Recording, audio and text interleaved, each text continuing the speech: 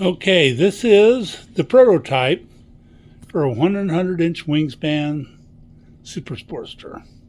Got to give it to Mark. This has been 2 weeks, and he sent me the first prototype. So I'm getting ready to unbox it, but clearly there's no damage going to have happened here. It was well packed. Okay, so there is my trash box, now completely full of bubble wrap and cardboard again, like always. So just to look around, there's my tub of ply parts. Clearly beautifully cut, clean as a whistle, super high quality wood, bag of little smalls. Yep, so far so good. Also, how the hell do you suppose he fits all this in that box? So more ply parts. That's clearly going back in the box. This is obviously the fuselage quarters.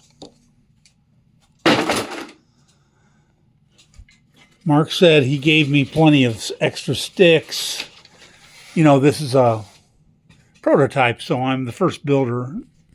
So he told me he gave me a bunch of sticks and he gave me extra parts so that I could either put the landing gear in the wings like the traditional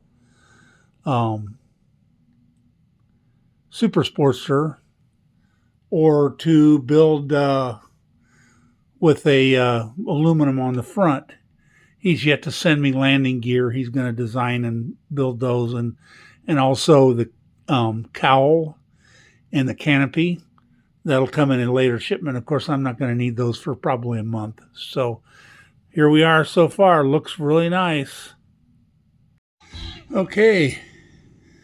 The plans look nice. This is a big airplane. This table's a little over 7 feet long. So, yeah, it's going to take every bit of the table. I'm glad I made it a little extra long. There is page 2 of the plans. Looks like, you know, he's nicely put all the formers on here. Not sure what that is. Oh, that's the next page. Yeah, and all the ply parts. I don't know if you noticed this, but that's a yardstick. So this guy's going to be hard to carry up and down. Thinking I better make sure that I can get it out of the room through the narrow doors. Okay, page 3. Okay, remember, 7-foot table. This is apparently the right wing. And page 4. Left wing. Side profile of the front half of the fuselage, I guess. Wow. Oh, that's the top and the side. Okay, so I'm going to cut this apart.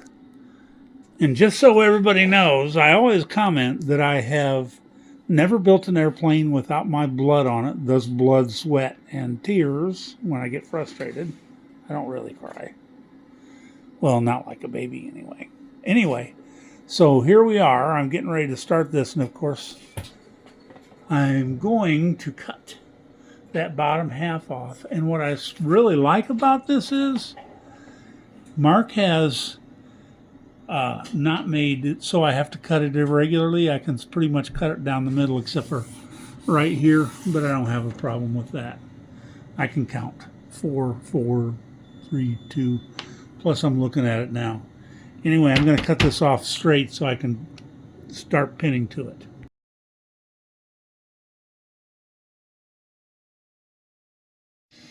Okay, so you can tell this is a prototype because even though the plans were rolled, I unroll them and they lay flat. I don't have to iron it. I like that, but of course it won't be that way forever. It might. I think actually Mark prints these right before he ships them, so he doesn't store kits. So you probably get plans like this that just lay out flat. So I'm getting ready to start punching ailerons, wing, what do you call them? Ribs out. And there's only one thing I don't love here, but this is true of all kit cutters. See, he's got aileron parts here with the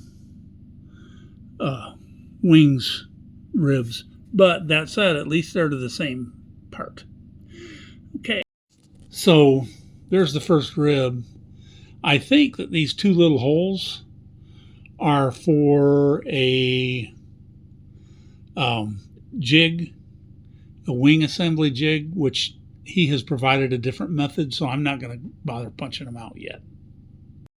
So far, these ribs are popping right out. They're not breaking when I take them out, and they don't drop out of the sheet. So I like that a lot.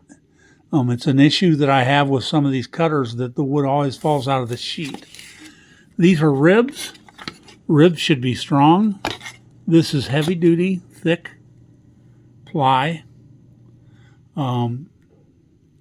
It doesn't weigh a ton, and as you can see, it's well marked. So I'm positive about this so far. Also, this is strong wood. So I don't know, lightning holes in order? I don't know. I think if this thing was going to come out heavy, Mark would have lightened it on purpose. So I probably won't put any lightning holes in it.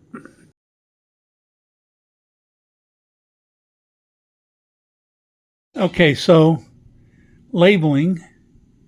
Everything is well labeled, and just like the last time I built one of his kits, I didn't understand the labeling. Well, I figured out that MS1 means main spar 1. It's sort of interesting. I'll show you how it fits together.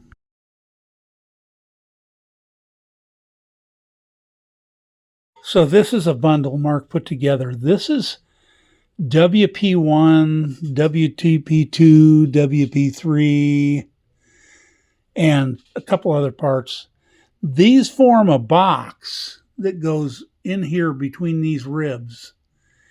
And so the dihedral brace is going to slide into these, and it's going to then make for the two-part wing by sliding into this box.